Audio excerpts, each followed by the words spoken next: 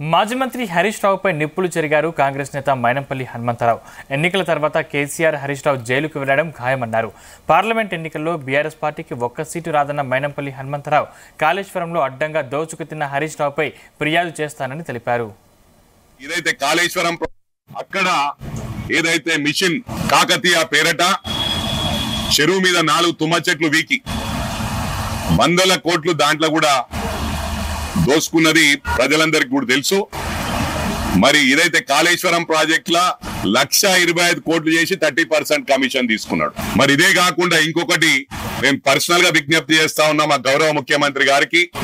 ఏదైతే కొల్గూరు ఉందో గజ్వెల్ మండల్లో ఆ గ్రామంలో కొల్గూరు గ్రామాన్ని 2.5 years బ్యాక్ నేను దత్తకు తీసుకుంటానని దత్తకు తీసుకొని దళితులై పేదవారి 2 సంవత్సరాలు అవుతుంది 32 ఇండ్లు కూల్చేయడం జరిగింది.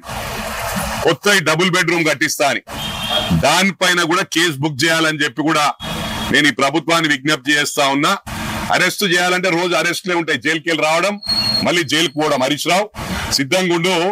మీరు ఏ విధంగా అరాచకాలు చేసినరో, ఎంతమంది మీ తప్పుడు కేసులు సిద్దిపేటలో ఒక చక్రధర్ గౌడ్ అనేట ఆయన మీద రేప్ కేసులు బుక్ చేయించారు, ఎన్నో కేసులు బుక్ చేయించి ఆయన ఉరేసుకునే పరిస్థితి.